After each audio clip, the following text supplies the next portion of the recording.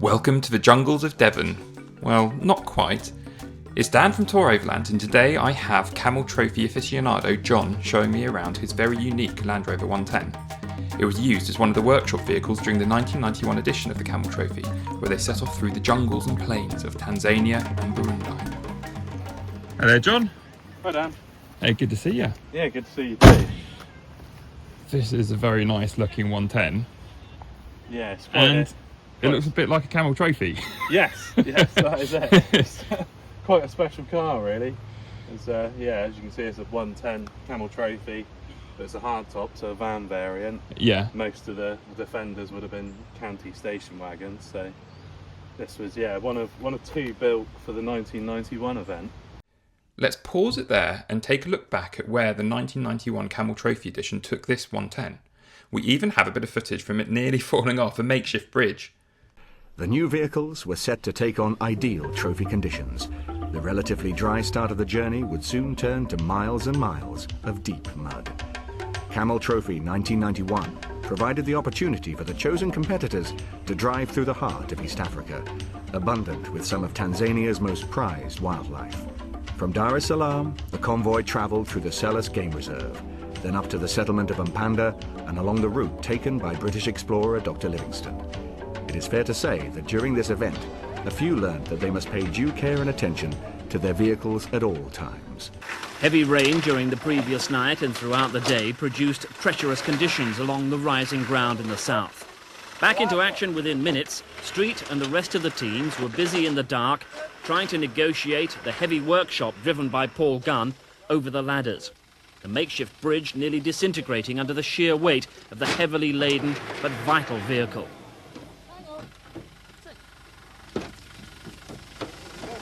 It was a precarious operation, but experienced hands like the Belgian Frank de Witt were on hand to help and guide. They're going to winch him now. That wheel is going up and he's going to fall down. So we've got to be sure to secure him at the back so the back is coming up and then they can pull him forward. Steady! Go on! Go on! Hold it! Whoa! It's not going to be a snatch or anything, it's just going to be a smooth... Back and... Go!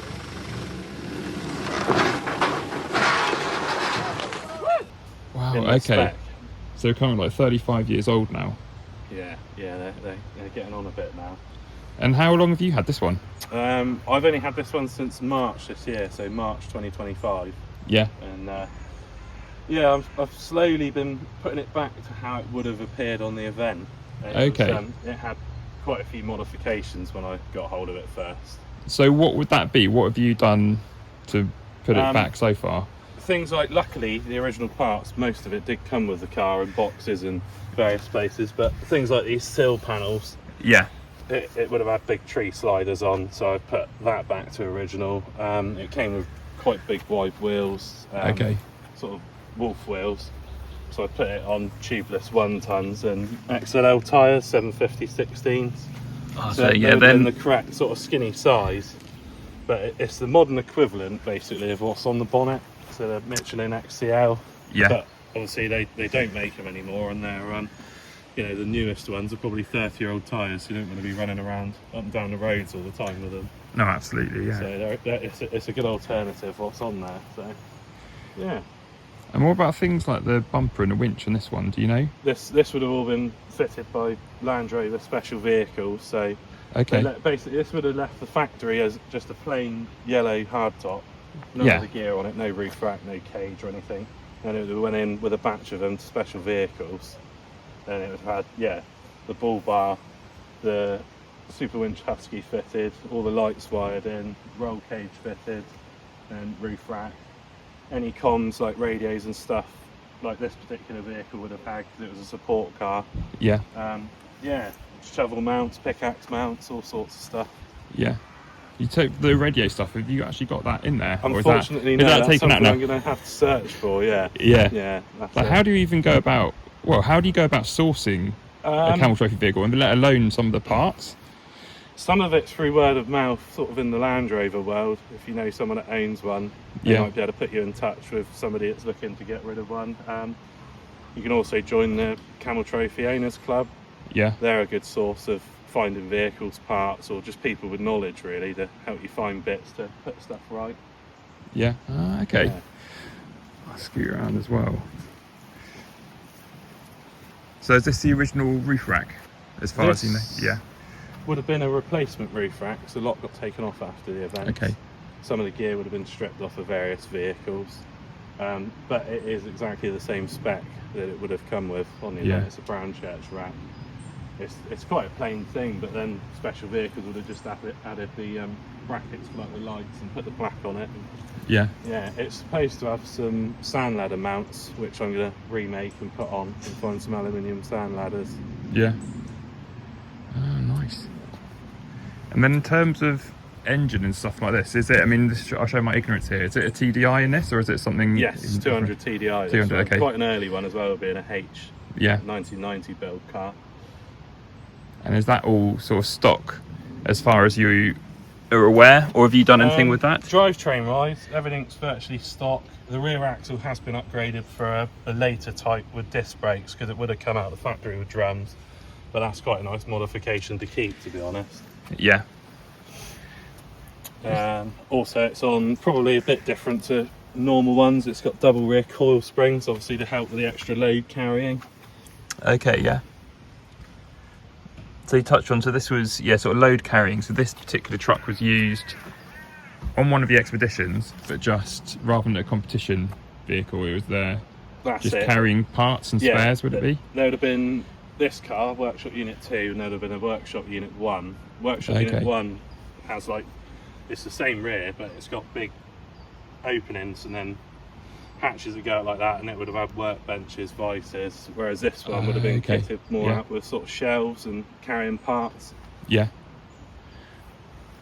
And how do you know this stuff? Lots and lots of research and asking, and seeing it on the old videos, and there's quite a few photos. There's a Camel Trophy Club archive, which is very helpful for finding out little details on what the car had on it on the events. Yeah. Because I know, following your Instagram, then you've got another disco, Yes. haven't you, which is Camel Trophy one.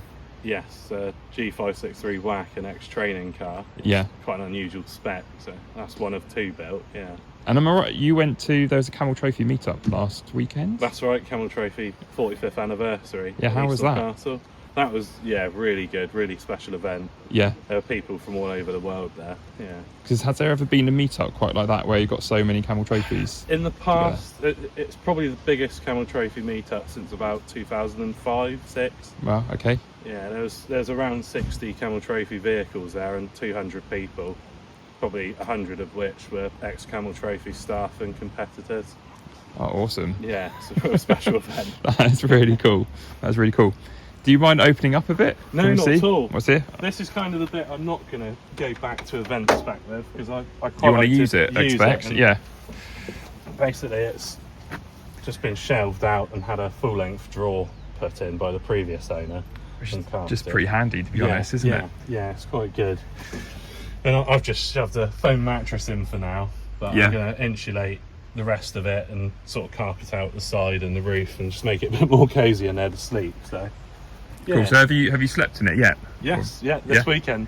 Oh, nice, yeah. Yeah, it's the first time I've done it. I thought I'd try it out, and I've had 2 good nights sleep, so Oh, happy it's days, quite a yeah. successful setup so far. A bit primitive, but it'll do.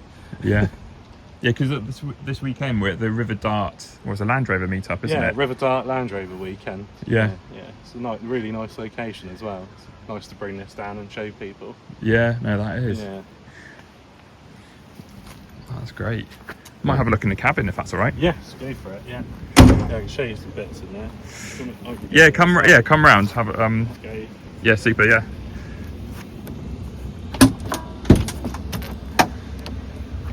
Right. Inside the cabin, Yeah. once again, needs work and improving. Like, previous owners have had diesel heaters and bits, and they've cut holes and bits and bobs, but that's an original switch panel. Special Vehicles would have just made, they'd have just made it out of alley plate and glued on the vinyl, and then like Camel reused a lot of parts bin stuff, so those switches there are just rear window lock switches for a Discovery one.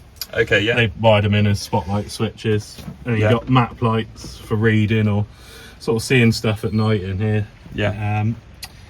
This and its sister car, the roll cage, you can see it comes straight through the roof and then inside the car and then down into the chassis.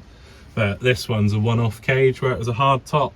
Okay. It should have some bars going down through there. They're two pieces I have got and need to improve, but yeah, that's another sort of special feature with this one. Yeah.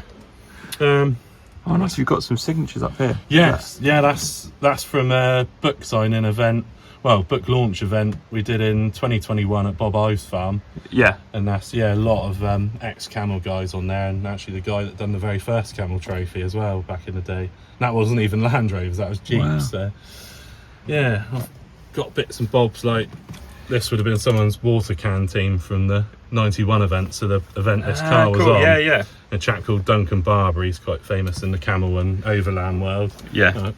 I got it actually at the 45th event last weekend, so I got him to scribble on it. He was actually there, so I got his signature on the side of the bottle. Oh, it's fantastic. just a nice thing to display in the car, likewise like a hat and bits and bobs like that, just to have out.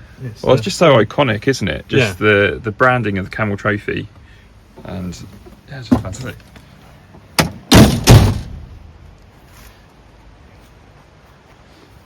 So what are your future plans with it? Future plans, just carry on improving it, Yeah.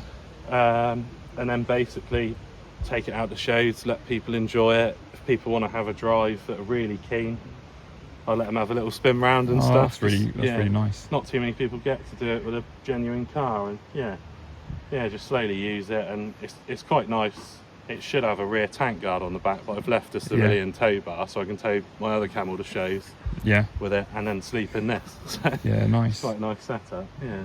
And when it comes to sort of finding genuine Camel Trophy vehicles and stuff, is there a kind of a list of all the number plates, sort of a license plate numbers for them? Because there must be people who like to turn one into a Camel Trophy. It's very varied. It's sort of the later events you can track vehicles, probably from the mid-90s to when they finished with Land Rover to about 98. You can track number plates and stuff quite easily, but before that it's a case of sort of knowing what number plates are on the cars, whether they have a factory registration or an export reg. Yeah. And then there's various details you can tell apart from a replica. Some people wouldn't get the roof rack quite right, or the bar. Not that that's wrong thing to do. It's nice that people make replicas and they can enjoy them, and they're a little bit less expensive than the real things as well. Yeah. Oh no, fantastic. Well, no, John, well, thanks so much for showing me around. Yeah, well, thank you, Dan. No, cheers. Pleasure. All right. Thanks again to John, and if you're a fan of anything Camel Trophy, I highly recommend checking out his Instagram, link in the video description. If you enjoy these types of videos, please remember to subscribe to make sure you don't miss them. Until next time, ahoy.